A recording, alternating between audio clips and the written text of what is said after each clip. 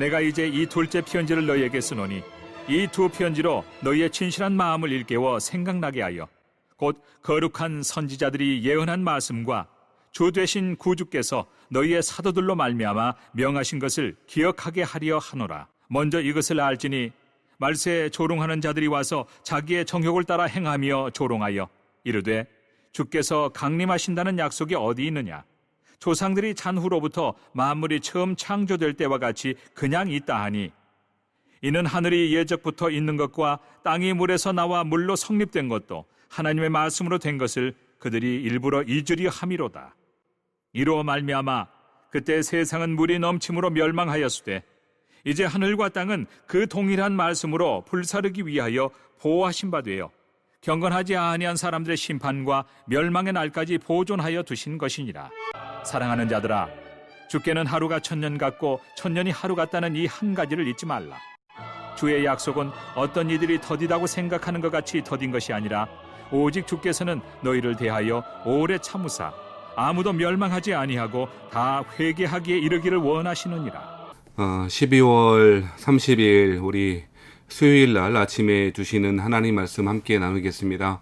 오늘 아침에 주시는 하나님의 말씀은 베드로 후서 3장 1절부터 9절이었습니다. 우리 어제 말씀 기억하시고 있을 것입니다.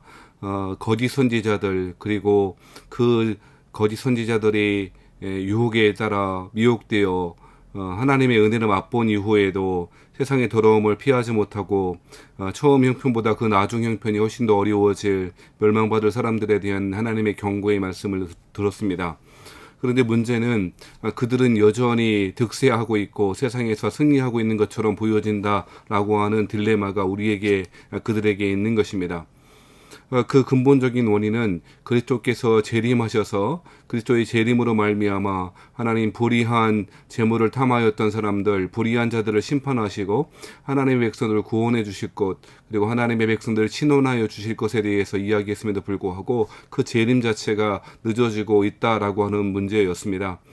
자, 이때 신자들이 겪는 어려움은 충분히 예상할 수 있을 것입니다. 우리 주님께서 곧 다시 오시겠다 약속하셨습니다만 그 재림은 더디게만 느껴지게 되었고 세상 사람들은 여전히 그리스도인을 조롱하고 있는 상태에 있었다는 것입니다. 그때에 신자들이 가져야 될 태도가 무엇인가, 그 이해가 어떠해야 될 것인가에 대해서 오늘 1절부터 9절까지 말씀을 통해서 이야기하고 있습니다.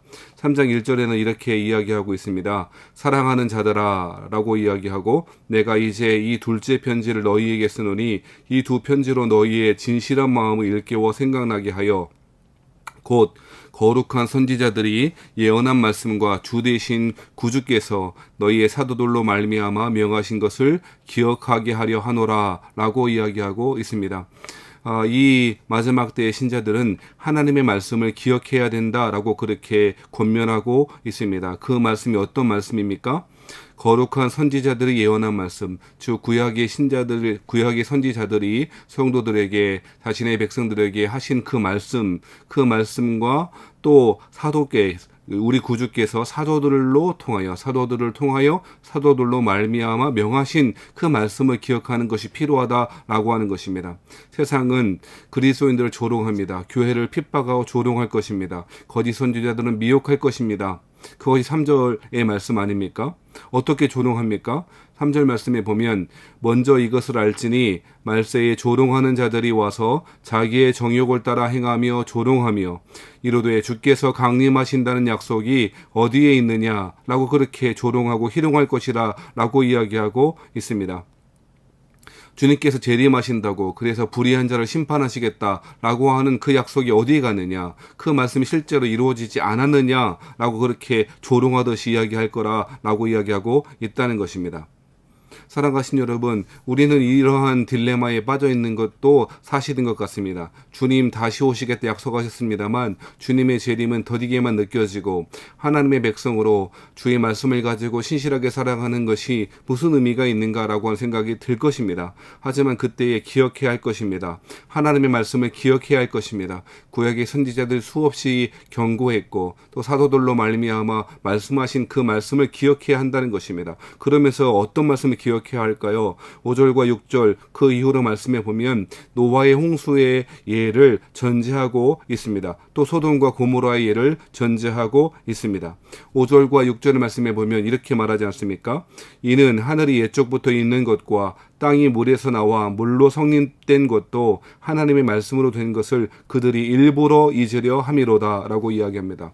그들은 주님의 재림이 더디게만 느껴지고 재림하지 않고 세상은 그대로 있지 않냐라고 말하면서 희롱할 것입니다만, 그리스도인들은 옛적부터 있는 것, 이 땅이 지어진 것, 그리고 물에서 나와 물로 성립된 그 하나님의 피조 세계가 있게 되어진 그 하나님의 창조의 사역을 보면서도 일부러 하나님께서 그 지으신 그 하나님의 주권적인 사역을 잊어버리고 있다라고 그렇게 이야기하고 있습니다.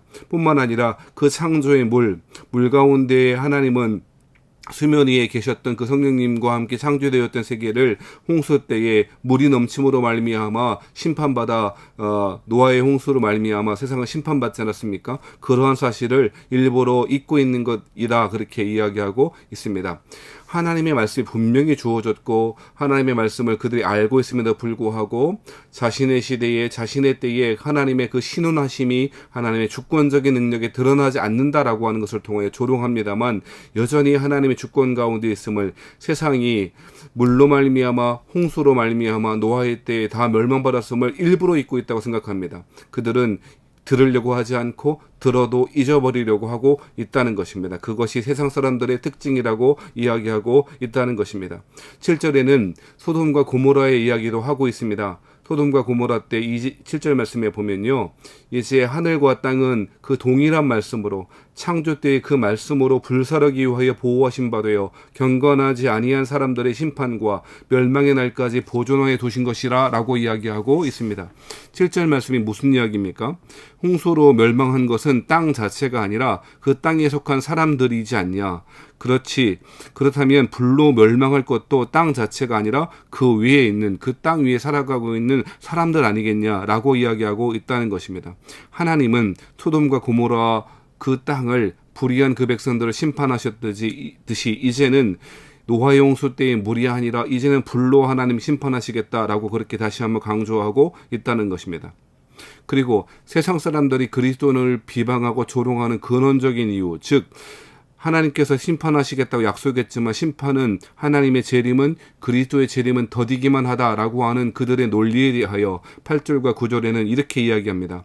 사랑하는 자들아, 주께서는 하루가 천년 같고 천년이 하루 같다는 이 한 가지를 잊지 말라라고 하는 것입니다. 이것은 무슨 이야기입니까?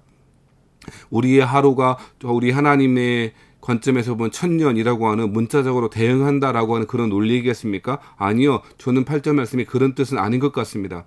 어떤 사람들은 이것을 통해서 계산을 막 하던데요. 그래서 7천년 시대, 7천년이 지나면 하나님의 종말이 임한다, 재림이 이루어진다라고 하고 그렇게 계산하는데요. 오늘 본문의 말씀은, 8절의 말씀은 그런 이야기를 전혀 하고 있지 않습니다. 8절의 말씀은 하나님의 시간과 우리의 시간이 본질적으로 차이가 있음을 잘 보여주고 있다는 것입니다. 우리는 우리의 시간 내에 살아갑니다. 우리는 시간에 얽매인 존재입니다만, 하나님은 시간에 밖에 계신 분이고 영혼의 차원에서 계시는 분이므로 우리의 시간표대로, 우리의 계획표대로, 우리의 생각에 따라 주님의 재림하심을 함부로, 그렇게 재림이 늦어진다고 함부로 하나님의 말씀이 이루어지지 않는다고 말하면 안 된다는 것입니다.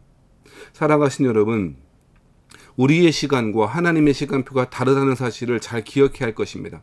우리는 우리의 시간에, 우리의 시간표대로 하나님이 일하셔야 한다고 주장하고 그렇게 고집합니다만, 하나님은 절대 그렇지 않다고 이야기합니다.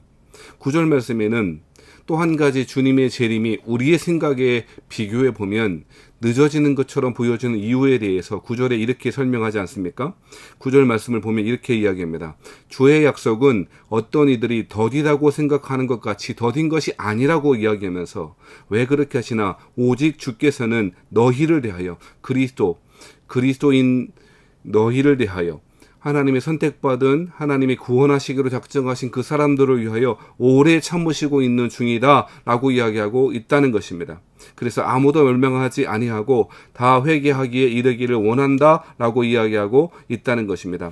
오늘 본문의 말씀은요, 특별히 9절의 말씀은 세상 사람들의 그 조롱하는 그 이유에 대하여 이유 없다고 분명히 말씀하고 있는 것입니다. 주님께서 재림하시는 것이 더뎌지는 것처럼 느껴지는 이유는 하나님께서 오래 참으심이라고 이야기하고 있다는 것입니다. 예, 하나님은 오래 참으십니다. 사랑과 긍휼이 풍성하신 분이시기에 우리 주님께서는 오래 참으시는 분 아닙니까? 사랑은 오래 참는다고 말씀했습니다. 예, 주님은 오래 참으십니다. 그래서 아무도 멸망하기를 원하시지 않습니다. 그들이 멸망당하는 것은 하나님의 구원하심이, 하나님의 오래 참으심이 부족해서가 아니고 끝까지 하나님의 그 초청을, 구원과 축복과 영생을 향한, 영생을 위한 그 축복을 거부했기 때문이라고 성경이 설명하고 있다는 것입니다.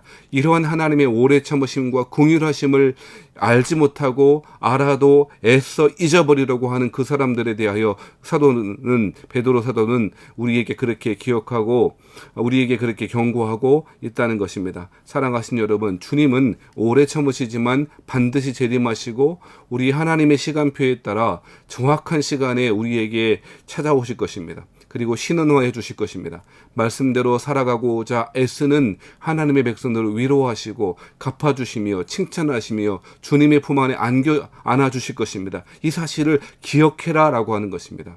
사랑하신 여러분, 우리가 마지막 때까지 잊지 말아야 될 것은 그 하나님의 말씀입니다.